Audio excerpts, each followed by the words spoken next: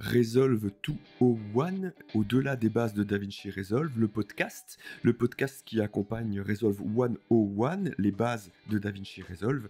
Dans ces vidéos, vous avez vu que on dédie totalement les premières vidéos aux réglages, à comprendre comment fonctionne le Resolve et les réglages qu'on fait avant de commencer son projet et avant de commencer à travailler. Ce deuxième épisode va dans cette continuité. On va évoquer ensemble tout ce qui est manuel en face de tout ce qui est automatique, et on fait ça tout de suite.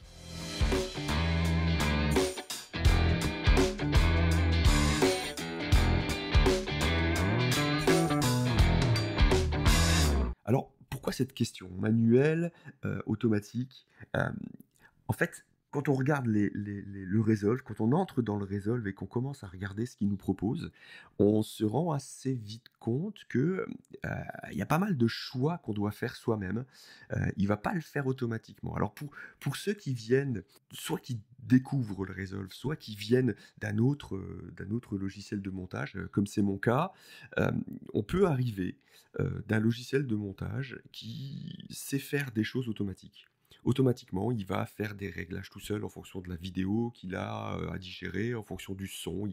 Il va soit le mettre dans la bonne fréquence, la bonne fréquence d'image pour qu'on n'ait pas de décalage, etc., etc. Resolve est un logiciel qui est d'une puissance absolue. On fera jamais le tour, hein. Déjà, le temps qu'on fasse le tour, eh bien, Blackmagic fait des mises à jour et ajoute des nouvelles fonctions, etc. Donc c'est assez énorme, et ça nous donne vraiment, le Resolve nous donne vraiment la possibilité de faire ses choix, de décider ce qu'on veut faire. Il fait pas les choses en fond tout seul, comme d'autres logiciels peuvent le faire. Je vais pas en citer, il n'y a pas besoin, mais il y a aujourd'hui des logiciels de montage assez simples, voire simplistes, mais qui font les choses tout seuls. Donc en fait, on peut avoir cette frustration d'entrer dans le Resolve et de ne plus réussir à savoir faire ce qu'on faisait, ce que d'autres logiciels nous faisaient tout seuls, en fait, et avoir un résultat qui est moins bon. Moi, je compare assez souvent ça à la photo. Vous prenez un appareil automatique, vous le réglez sur auto, vous appuyez sur le bouton et il vous fait une photo super sympa voilà, il a calculé l'ouverture, il a calculé la vitesse d'obturation, etc. Vous le savez même pas, il a fait les choses. Et puis après, vous prenez un réflexe, vous passez en mode manuel, et ben, vous savez plus faire de photos. Ouais, j'exagère, je rigole un peu, mais dans l'idée c'est ça, c'est-à-dire qu'on va avoir du mal, au début en tout cas, à refaire des belles photos, alors que on est passé, parce qu'on est passé en manuel. Mais c'est un petit peu la même chose dans le Resolve, c'est-à-dire en fait vous êtes dans un autre logiciel, vous importez les images, vous appuyez sur 3 boutons, il vous fait un petit début de montage, les couleurs sont belles, etc. Parce qu'il a tout calculé tout seul. Vous entrez dans le Resolve avec les mêmes images, et là, vous vous dites, oh là là là là là, qu'est-ce qui se passe? Pourquoi mes images sont toutes sombres? Ou pourquoi elles sont toutes délavées? Ou pourquoi je fais, voilà, j'ai pas compris pourquoi cette transition, j'arrive pas à l'appliquer.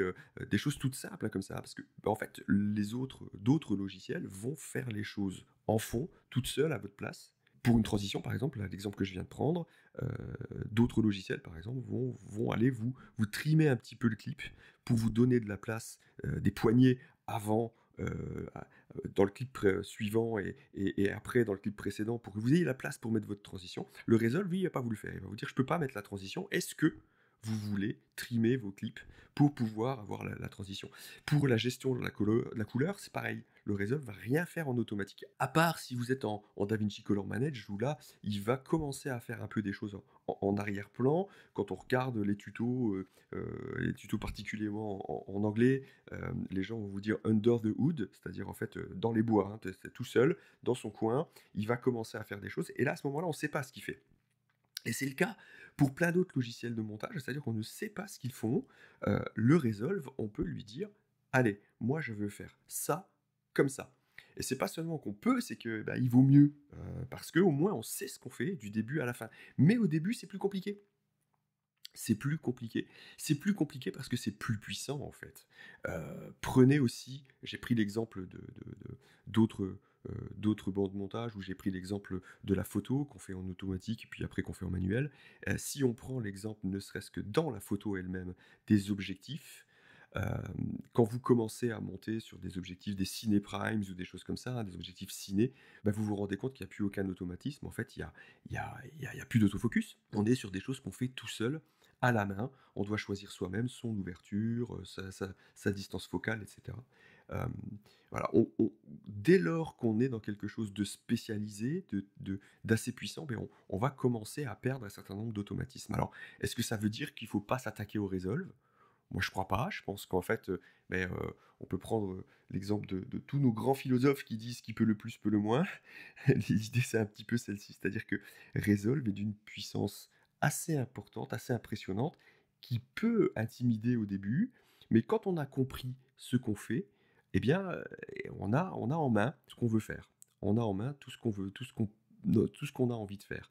Et ça, c'est assez intéressant, euh, parce que ça permet vraiment de dire ça je le fais comme ça je le fais pas, ça je le fais autrement, là je veux faire comme ça, et puis ça permet surtout aussi de savoir ce qu'on fait. Vraiment, ça c'est hyper, c'est fondamental, et c'est ce que j'essaye de faire, ce que j'essaie de vous apporter dans les vidéos Resolve 101, déjà parce que bah, moi j'ai besoin de comprendre ce que je fais pour pouvoir le faire, donc voilà, donc je me dis tiens, autant essayer d'apporter ça à ceux qui cherchent aussi à comprendre un petit peu de la même manière que moi. Et puis, parce que, bah, à partir du moment où on sait ce qu'on fait, on fait beaucoup plus de choses. C'est-à-dire que quand on n'est pas limité par le fait que, ah bah ça a toujours marché, et donc voilà, j'en reste là. Et là, alors qu'en fait, bah, quand ça marche plus, on ne sait pas pourquoi ça fonctionne pas, pourquoi ça marche pas. Donc là, avec le Resolve, l'idée c'est d'abord je sais ce que je veux faire. Ensuite, je sais comment je veux le faire. Et à partir de ce moment-là, je le fais. Et quand ça fonctionne pas, eh ben, au moins, j'ai des pistes un peu pour aller chercher à droite à gauche ce qui fonctionne et ce qui fonctionne pas. Donc, voilà, l'idée de ce podcast, que cet épisode qui va être court, en fait, c'est de se dire, alors, quand j'arrive dans le Resolve, il va pas faire les choses tout seul. Il va avoir besoin que je lui dise, ça je veux le faire comme ça je veux le faire comme ça je veux le faire comme ça. Ce sont les choses qu'on voit dans Resolve 101. Je vous invite à aller rechercher peut-être. Toutes les vidéos de Resolve 101 sont chapitrées. Donc vous allez pouvoir aller chercher avec les mots-clés dans les chapitres euh, les, les éléments que vous voulez, que vous voulez comprendre. On est dans du 101, on est dans des bases de DaVinci Resolve. Certains m'ont demandé d'aller plus loin, de faire des vidéos plus précises, d'aller un peu plus loin. Oui, on va en faire. Ça va s'appeler Resolve 101 Plus, parce qu'on va plus loin. Euh, pour l'instant, je pense que voilà, on a déjà largement de quoi faire. Après, vous allez pouvoir expérimenter, vous allez pouvoir vous-même tout seul aller plus loin, parce que le concept de Resolve 101, c'est de vous faire comprendre les choses, et c'est la raison pour laquelle je fais ce petit podcast là aussi, ce petit épisode, pour venir dire, c'est du manuel. C'est vous qui allez décider de ce que vous allez faire rentrer dans le Resolve. C'est vous qui allez décider du réglage. Vous allez pouvoir y revenir plus tard. Vous allez pouvoir faire les choses. Vous allez pouvoir changer en fonction des vidéos que vous voulez faire. Donc, comprenez comment ça fonctionne. Comprenons ensemble comment ça fonctionne. On peut se répondre aussi sur les vidéos, sous les vidéos, dans les commentaires sur YouTube. On peut se répondre quand on a des problèmes. On peut comprendre ensemble comment ça fonctionne. Je pourrais vous faire des petites vidéos ou des petits podcasts pour expliquer les choses aussi sur des points précis. Mais l'idée, c'est comprenons ensemble. Et une fois qu'on a compris, c'est beaucoup plus simple, beaucoup plus facile. Et en plus, c'est beaucoup plus fun.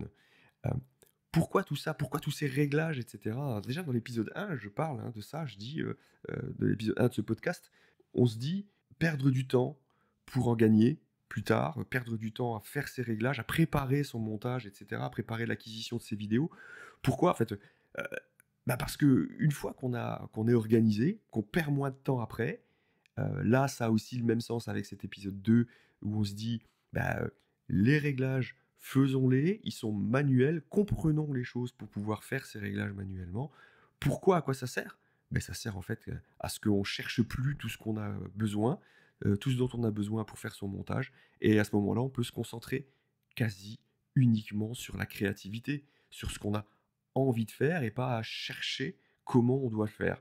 Voilà, c'est un petit peu ça que je vous propose, c'est de dire, mais prenons éléments qui nous sont faciles, comprenons comment ça marche, apprenons à utiliser le logiciel, comme ça après on a juste à se centrer sur le créatif. J'ai envie de faire ça, je veux le faire et je sais le faire et je sais comment je vais le faire parce que j'ai préparé mes choses et parce que j'ai réglé mon logiciel pour pouvoir le faire. Voilà, c'est l'idée principale de ces 2 premiers épisodes.